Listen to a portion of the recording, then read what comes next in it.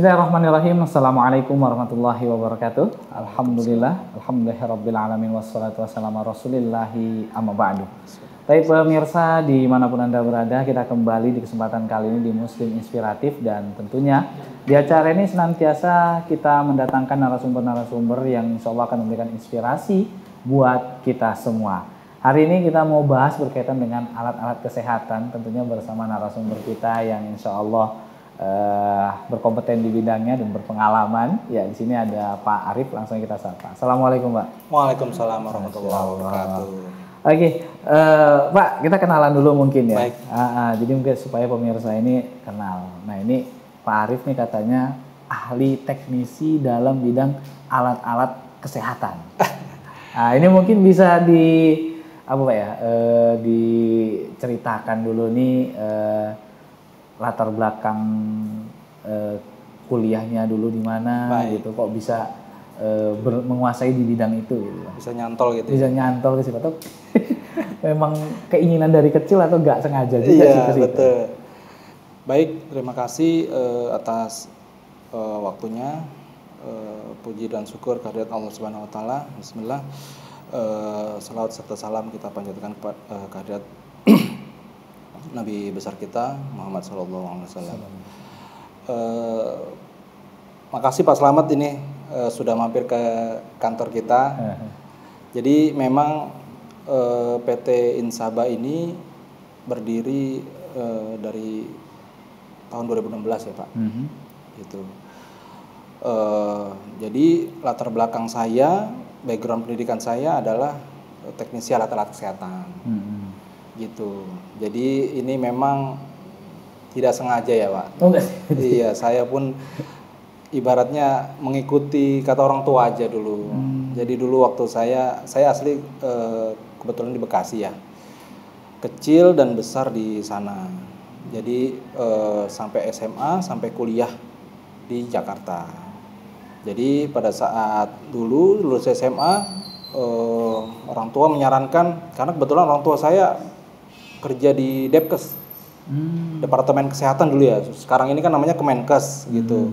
Jadi bapak saya di Depkes, mungkin info dari teman-teman di sana, teman-teman kerja, anaknya mau kuliah kan bingung ya, mungkin cari tahu, ternyata ada Poltekkes, Politeknik Kesehatan, itu di bawah Kemenkes.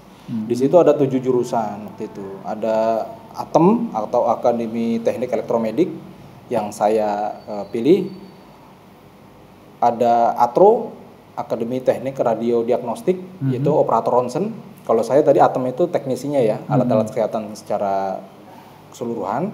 Ada ATRO untuk operator ronsen, ada gigi, teknik gigi.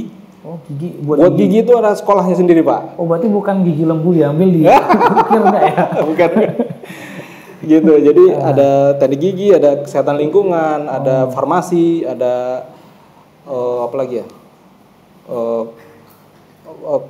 Makanan gitu, makanan apa saya lupa.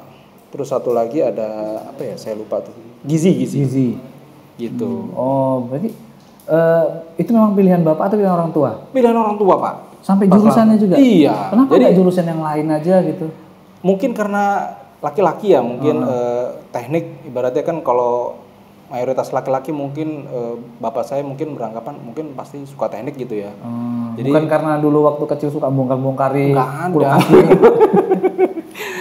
Minim saya bongkar-bongkar itu memang sebenarnya nggak bakat juga sebenarnya gitu. Cuma ya udahlah, saya ikutin kata orang tua. Ya alhamdulillah. Ternyata ada hikmahnya juga. Masya Allah. Dan lulus 2 tahun? Saya masuk 2002, lulus tahun 2006.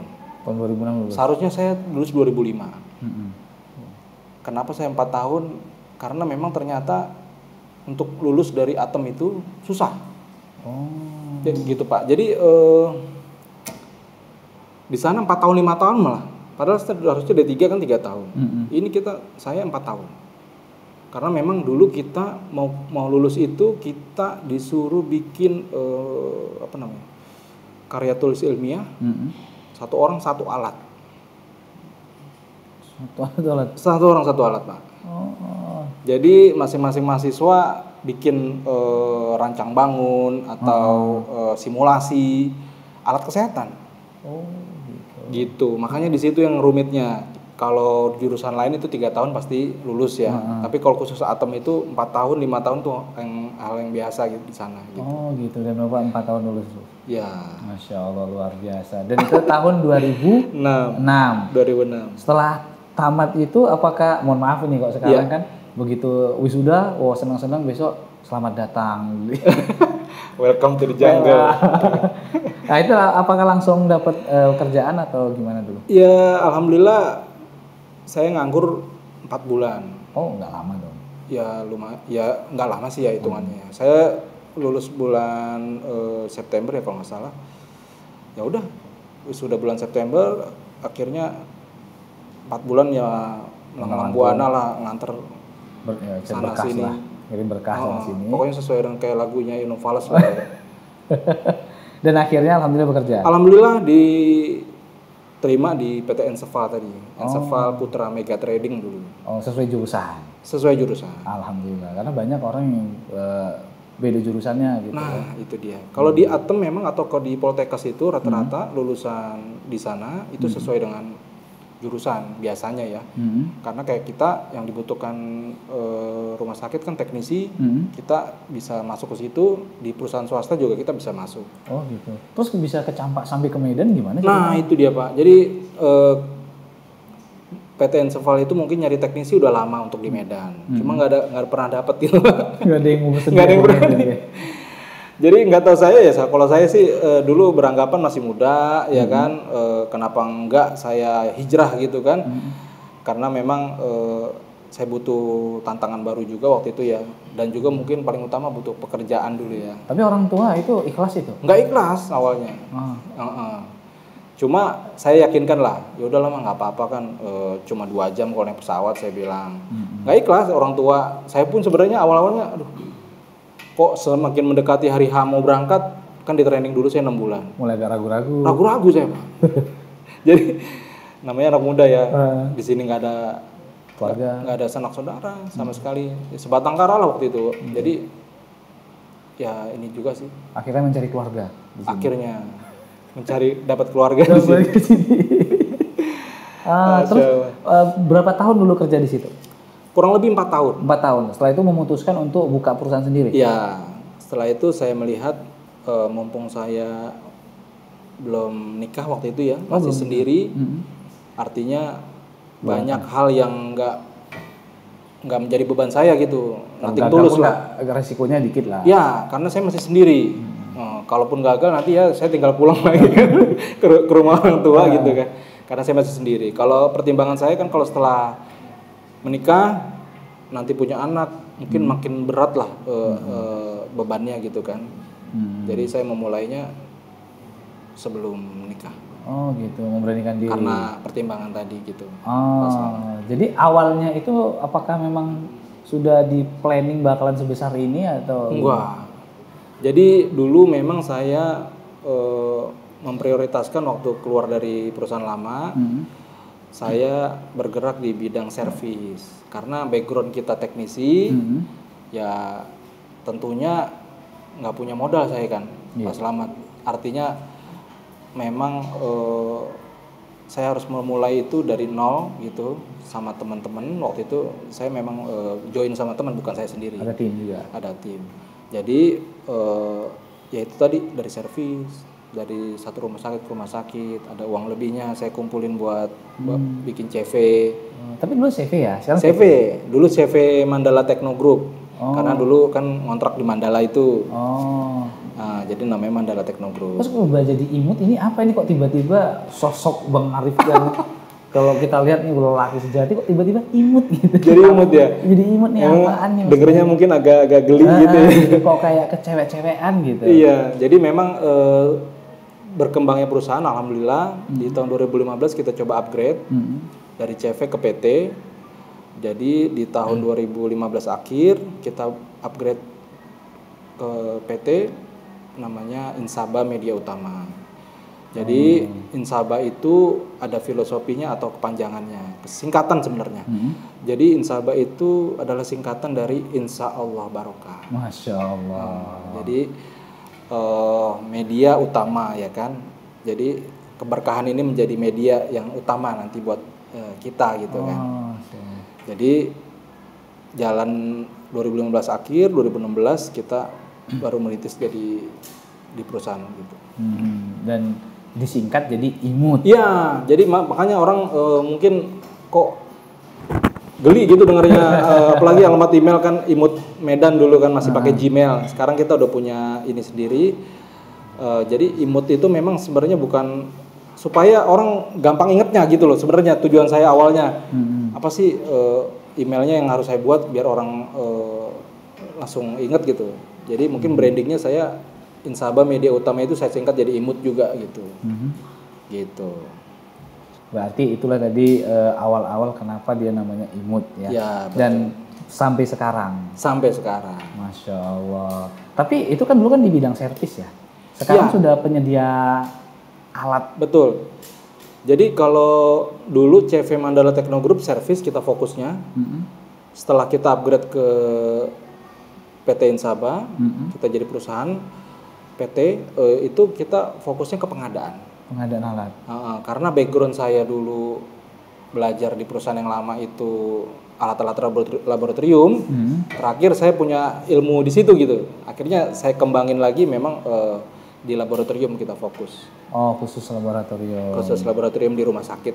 Di rumah sakit, Masya Allah. Berarti sekarang sudah banyak alat-alat laboratorium yang sudah disediakan di sini. Ya, alhamdulillah. Oke, mungkin contoh alat-alatnya apa aja?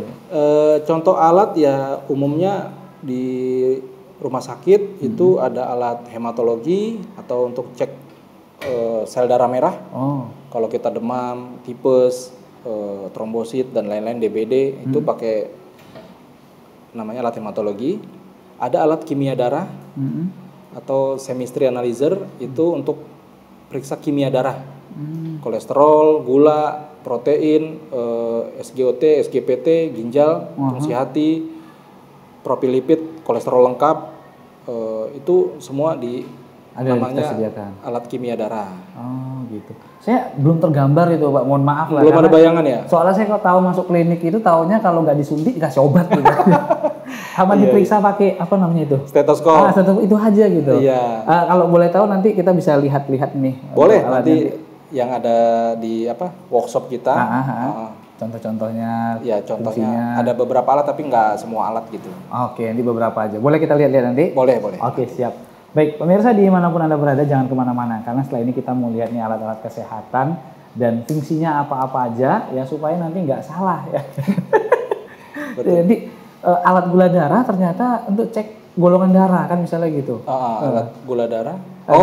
Golongan darah beda lagi. Karena saya pernah lihat ada seperti kertas gitu aja kan? Iya betul. Dan untuk yang lainnya juga ada yang modelnya sama gitu. Iya betul. Jadi mau tahu nih apa bedanya? Jangan kemana-mana, terus ikuti kami ya tentunya di Muslim Inspiratif.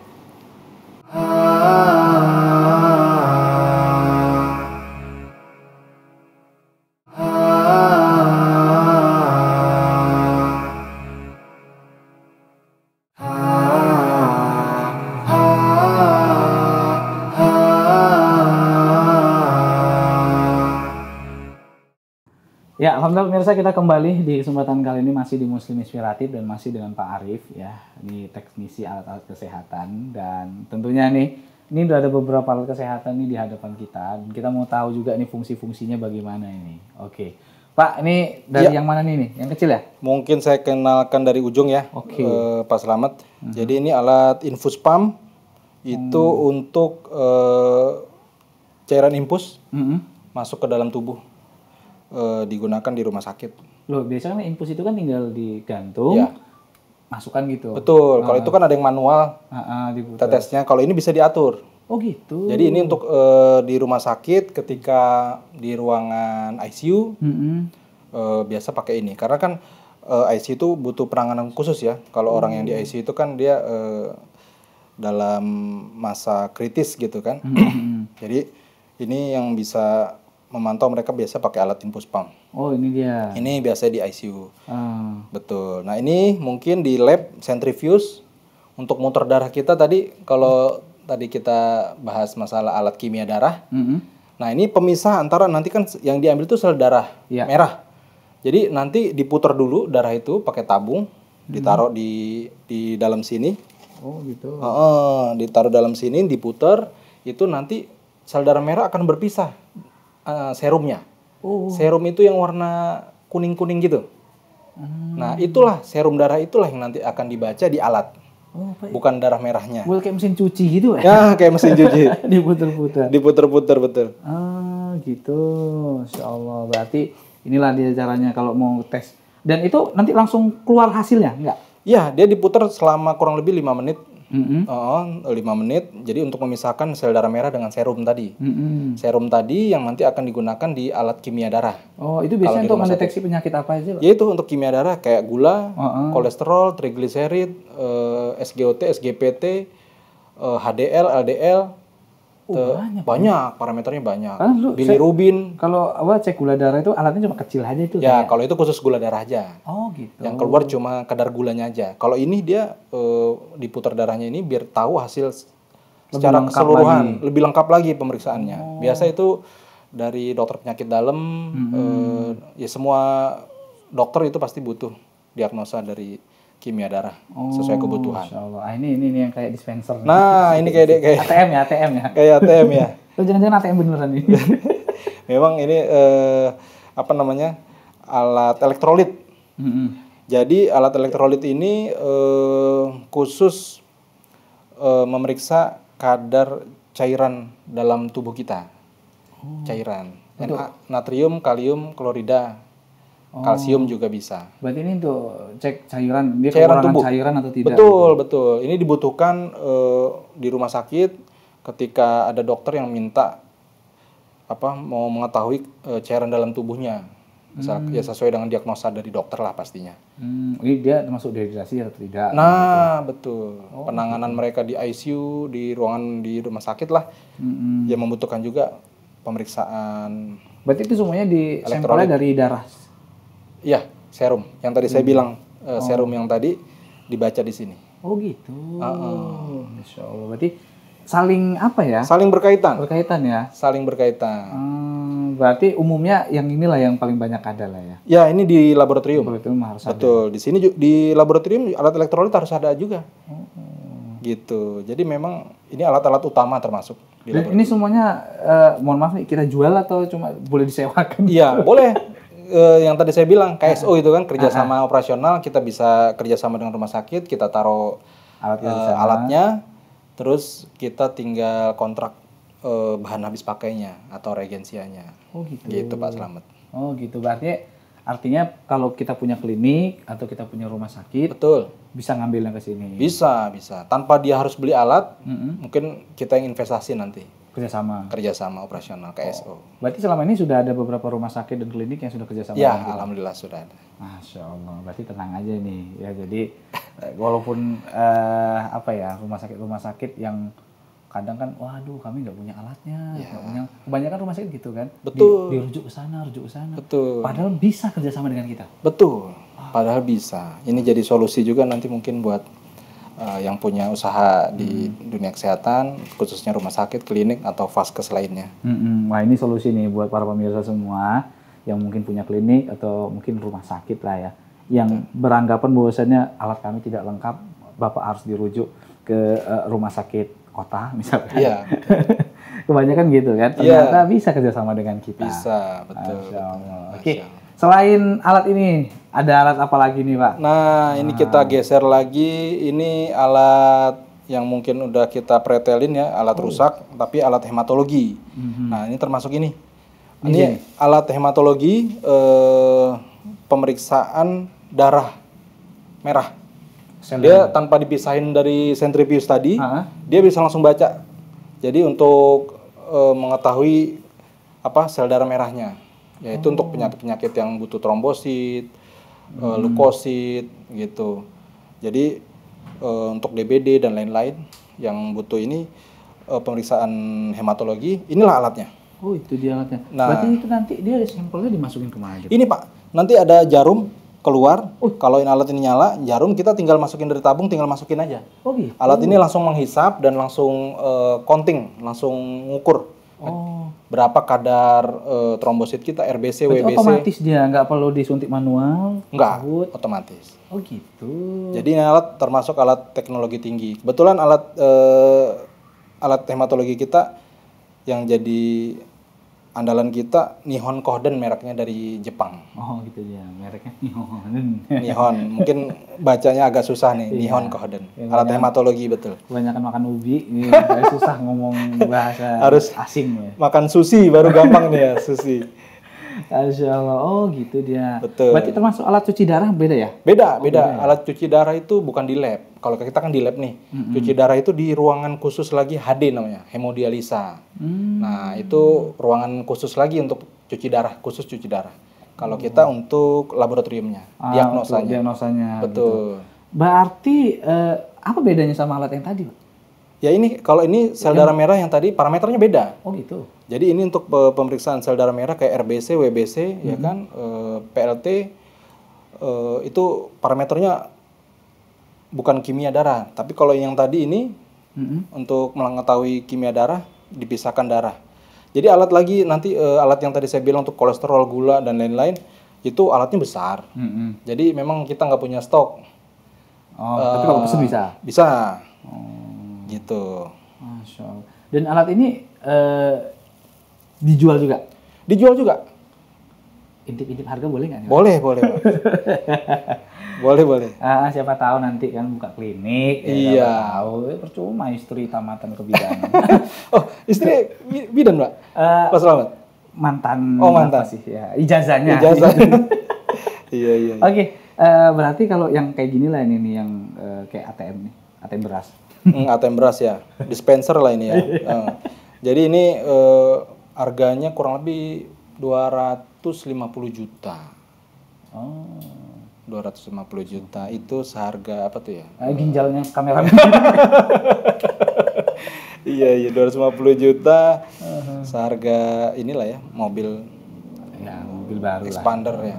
Masya Allah, berarti kalau kita lihat alat-alat kesehatan itu bukan murah-murah Pak ternyata. Iya, betul. Makanya kendala rumah sakit atau owner itu mereka kendalanya menyediakan fasilitas kesehatannya gitu. Alat-alatnya itu investasinya besar. Oke Pak, dari sana sampai sini tadi yang agak ekonomis nih harganya yang mana? Nah, agak ekonomis inilah. Ini paling 3 juta. Oh gitu, murah ya? Kalau ini sekitar 25 jutaan.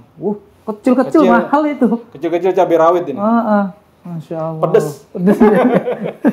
Kalau ini sekitar 80 juta lah. Waduh. 80 juta. Masya Allah, berarti memang harga kesehatan.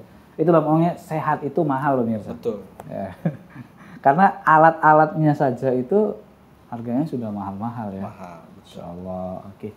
Dan lanjut lagi nih. Ya. Lanjut nih. Jadi ini alat hematologi. Nah ini kebetulan PT Insaba Media Utama ini berkembang. Sekarang lagi buat anak perusahaan di Bekasi. Perusahaan kalibrasi. Saya kira drone aja atau stabilizer ya. Harus pakai kalibrasi. Kalibrasi betul. Jadi kita buat di sana karena memang rata-rata persaingannya di sana. Jadi ini alat ukurnya. Jadi setiap alat itu berbeda alat ukur. Misalkan alat ronsen, beda alat ukurnya. Oh gitu. Alat lab beda alat ukurnya. Alat USG beda alat ukurnya. Berarti semua alat itu harus dikalibrasi? Betul. Alat yang ada di rumah sakit itu harus terkalibrasi supaya memastikan bahwa alat yang di rumah sakit itu terpantau dan layak digunakan untuk diagnosa ke pasien. Biasa dia ada rentang waktunya nggak? Alat ini harus dikalibrasi setiap 9 tahun sekali misalnya. 9 tahun sekali. Kelamaan. Kalau sesuai dengan Permenkes, mereka harus terkalibrasi alat-alat di rumah sakit itu setahun sekali. Minimal. Bisa setahun 2 kali boleh, setahun 3 kali boleh. Malah senang kita. Masih iyalah sering dipanggil jadi. Iya, sering dipanggil. Karena kan memang minimal setahun sekali itu adalah yang paling minimal ya, artinya paling terjauhnya. Semakin sering dikalibrasi, artinya semakin terpantau. Oh gitu. Alat-alat di rumah sakit kan. Oh, apakah ini kan kalau misalnya kayak kamera nih kan, dia ada berapa kali jepretan kan gitu. Kalau alat-alat ini apakah dia tergantung waktunya atau sering dipakainya? Sering dipakainya. Sering dipakainya ya? Ya, karena kayak alat lab ini berhubungan dengan cairan rata-rata, jadi harus maintenance, teknisi harus sering kunjungan supaya tidak terjadi kendala, terpantau terus. Kalau untuk lab khusus dia. Kalau alat yang lainnya di luar lab itu setahun sekali. Oh, berarti berhubungan dengan cairan. Artinya kalau nggak dipakai bisa rusak dong? Iya dong, bisa rusak pas selamat. Waduh, berarti ini alat ini harus rajin-rajin dipakai gitu juga ya? Betul. Oh, Insya Allah. Oh, dan ini tadi alat-alat untuk mengukur kalibrasi jadi ini untuk kalibrasi alat-alat kesehatan di rumah sakit. Nah, contohnya seperti ini, saya buka sedikit ya. Pak, ini maaf Pak, ini suntikan ini untuk dinosaurus atau gimana nih Pak? Nah, itu untuk kalibrasi infus pump, karena kan berhubungan dengan volume. Oh. Nah, jadi kita butuh juga 20 cc ya? 60 ya? Oh 60 ya? 50 cc. Oh 50 cc. Iya 50 cc. Itu kita butuhin juga untuk kalibrasi Pak. Masya Allah. Oh ini berarti bukan untuk nyuntik orang ini? Bukan. Nyuntik sapi mungkin itu. Nyuntik sapi ya. Oke. Masya Allah. Oke. Alhamdulillah. Masih banyak lagi nih alat Pak? Nah ini contohnya lah alat ukurnya kan. Oh gitu. Ini untuk osiloskop untuk tegangan-tegangan yang perlu kita pantau dari osiloskop. Oh, tapi ini semua pakai listrik Pak ya? Listrik Pak. Oh listrik. Gitu. Oke, Pak karena nampaknya sudah azan, kita rehat dulu. Ya. Insya Allah setelah ini kita lanjut lagi.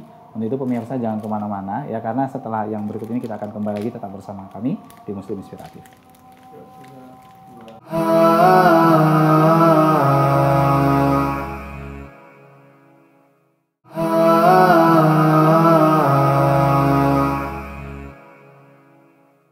Ya, alhamdulillah pemirsa, kita kembali di kesempatan kali ini masih di Muslim Inspiratif dan masih bersama narasumber kita ada Pak Arif ya. Pak Arif tadi kita udah keliling ya, enggak dari sono ya, enggak keliling ya.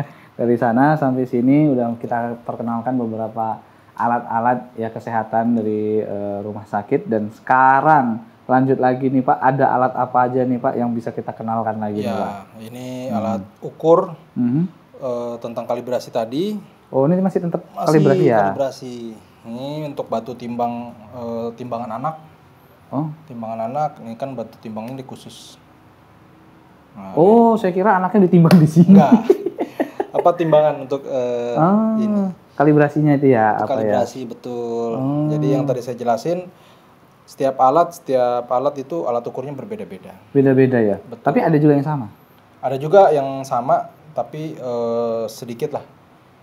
Gitu. Kebanyakan memang berbeda-beda. Tapi kalau di kita lengkap semua Pak? Artinya semua alat yang ada di rumah sakit itu bisa kita tangani? Iya, betul.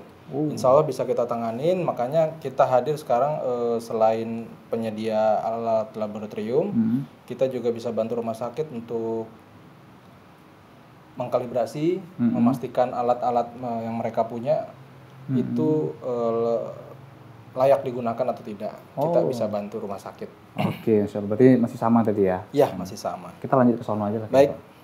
Ini mungkin ya udah pada tahu ya kalau ini mikroskop. Untuk melihat kuman, mikroorganisme dan lain-lain lah. Gitu. Ini biasa di lab wajib ada ya, barang wajib. Iya, gitu. Tapi harganya kalau boleh tahu? Kalau ini harganya 22 juta ya, 20.500.000 kalau nggak salah. Berarti beda sama yang di sekolah-sekolah Pak ya? Atau sama? Ini sama di sekolah-sekolah. Berarti mahal juga di sekolah itu ya? Iya, mahal makanya. Mikroskopnya 1 unit. Oh, itu berarti ada 3 lensa gitu Pak atau? Ya, ini objektif ininya. Jadi ada 3 ukuran, ada yang kali berapa nih? Saya kurang hafal kalau mikroskop nih. Ada yang kali 100, kali 10, kali 1000. Zoomnya gitu. Zoomnya ya? Iya. Berarti bisa lihat lah itu apa aja kandungan-kandungan yang ada di situ. Betul. Bisa dilihat detail. Oh, saya kira mikroskop tuh murah ya rupanya. Ada yang murah, ada yang, juga. karena ini harga Standarnya. harga apa namanya? Yang bagus. Untuk pemerintah. Oh, gitu. Sekarang kan lewat e-katalog gitu ya. Kalau yang murah-murahnya yang 2 juta ada, tapi kan juga. Kualitasnya mungkin beda lah ya. Oh, paling bisa cuma ngintip isi dompet kayaknya. Isi dompet ya. Kalau isi dompet nggak perlu pakai mikroskop itu. Masya Allah. Oke. Itu mikroskop. Kalau yang ini alat untuk analisa gas darah. Gas darah. Gas darah. Oh, ternyata darah itu bergas ya? Iya, ada kandungan gasnya. Nanti mungkin diukur. Biasa untuk di ICU juga untuk pasien yang kritis. Mau pakai ini? Parameternya yang kritis-kritis lah. Oh. Jadi dokter untuk menentukan treatment apa yang dikasih ke pasien di ICU itu treatmentnya apa aja, obat dari dan lain-lain, termasuk melihat dari hasil gas darah tadi. Oh, bisa pasien. Juga. Oh, saya kira cuma pertalit aja gas. Pertalit pertama ternyata pantesan ya ada istilah kalau orang Medan bilang kan, kok lagi marah udah gas aja. Berarti kan biasa orang kan naik darah tuh kalau lagi marah tuh kan. Berarti udah kritis itu gas tuh. Gas aja. Bawaannya mau emosi tingkat tinggi. Oh, dan ini apa alat kasir atau gimana, Pak? Nah, ini mesin kasir ya. Kalau di ini mirip-mirip ya, bentuknya kecilnya. Ini alat urin. Hah? Pemeriksa urin kita. Waduh, ini cantik-cantik buat urin nih. Iya, buat urin. Nanti pakai strip itu kan. Strip itu ditaruh di sini, dibaca sama alat ini gitu. Oh, kadar urinnya gimana? Kencing manis nih gitu. Kalau kencing manis dia ke gula ya, kimia darah. Oh, berarti di sini. Berarti itu ya yang kalau dulu kan waktu kita sakit tuh coba air kencingnya ditampung. Ya, betul. Dilihat kadar proteinnya, kadar apanya lagi tuh. Patut dites di sini. Dites, betul. Oh, gitu. Intip-intip Pak, berapa harganya Pak? Ini murah sih. Ini paling sekitar 13-an juta ya. Oh, 13 juta. Iya. Kalau ini tadi berapa tadi? Ini mahal, 150 juta ini. Berarti nggak bisa kita lihat dari fisiknya ya. Betul. Ini itulah nih pemirsa. Ini apa juga ini? Ilmu juga itu. Kita nggak bisa melihat sesuatu dari fisiknya. Contohnya kayak kameramen kita kayak kekurangan gizi. Tapi ternyata makannya sebakul nih Pak. Masya Allah. Nah, nih. Di antara alat semua ini Pak, ya ataupun alat-alat yang ada di rumah sakit tuh Pak, yang sering sekali harus cepat dikalibrasi atau yang rawan sekali rusak itu yang mana? Ya, kalau yang sering rawan rusak atau sering terjadinya error itu biasanya di alat laboratorium yang kita punya ini, karena dia berhubungan dengan air kan. Oh. Jadi cairan kimia itu dikelola atau dibaca oleh alat. Kalau udah berhubungan dengan air kan pasti ada lumut, ada penyumbatan, rentan gitu. Karena kan yang diperiksa itu darah. Darah itu kan kental ya kan. Ada darahnya yang kental, ada yang encer. Tergantung kalau akhir bulan kental mungkin ya kan. Menggumpal ya Bu. Kalau awal bulan mungkin agak encer. Jadi ya sering yang trouble itu paling seringnya di laboratorium, alat-alat lab.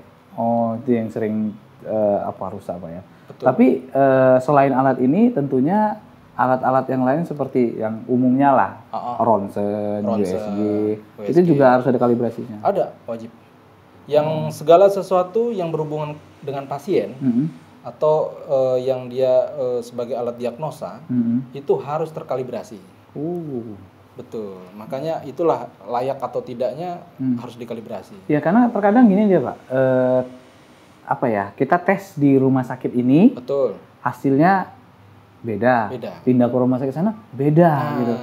Itu apakah permasalahannya adalah di alatnya tadi kurang dikalibrasi? Ya betul banget Pak Slamet. Jadi kadang di rumah instansi yang satu dengan instansi yang lain berbeda.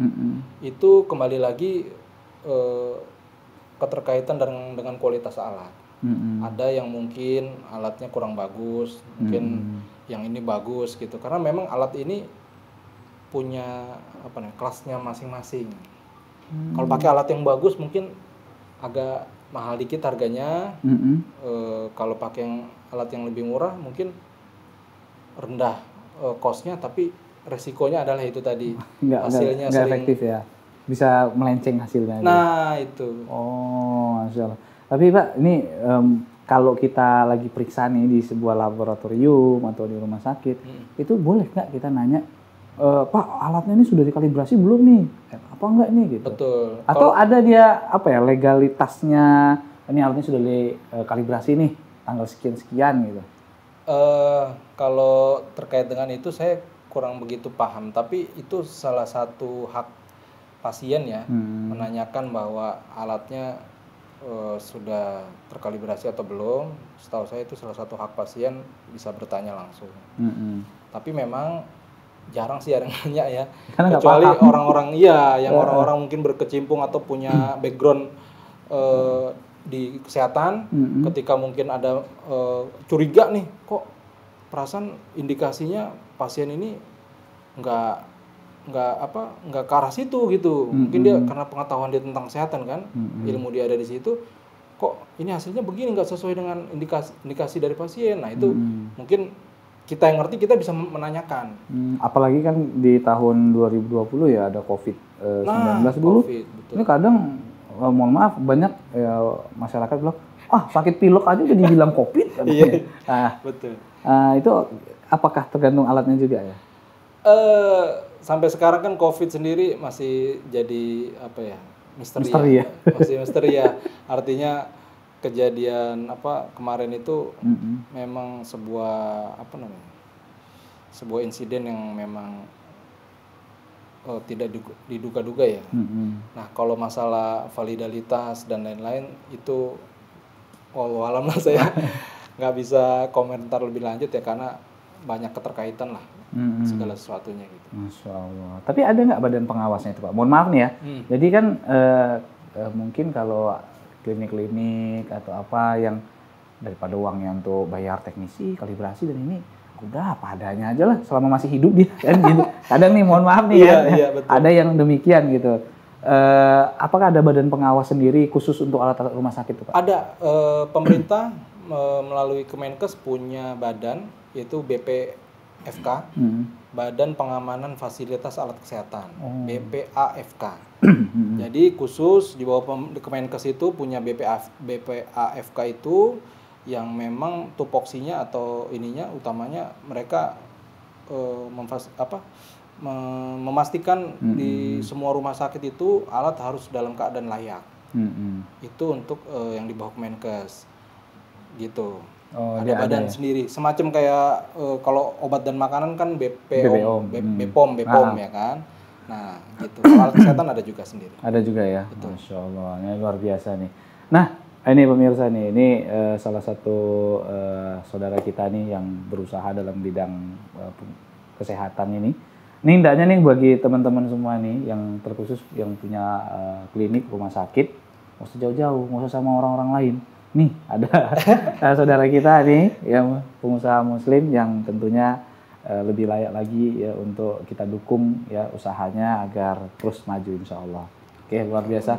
Makasih banyak Pak atas waktunya hari ini, udah banyak memperkenalkan alat-alat kesehatan dan tentunya ada beberapa tips dan memperkenalkan diri tadi. Baik. Iya, luar biasa. Nah itu pemirsa dimanapun Anda berada ya, mungkin sampai di sini dulu perjumpaan kita, sampai jumpa nanti di pertemuan berikutnya. Dan sekali lagi ya kami ucapkan jazakumullah khairan atas segala perhatiannya, dan semoga semua Anda bisa terinspirasi ya melihat sebuah peluang ya untuk dijadikan usaha, dan harapannya setiap muslim harus ya bisa kuat dan terkhusus dalam bidang ekonominya. Jazakumullah khairan wa barakallahu fikum. Kami tutup dengan subhanakallahumma bihamdika asyhadu an la ilaha illa anta astaghfiruka wa atubu ilaik. Assalamualaikum warahmatullahi wabarakatuh.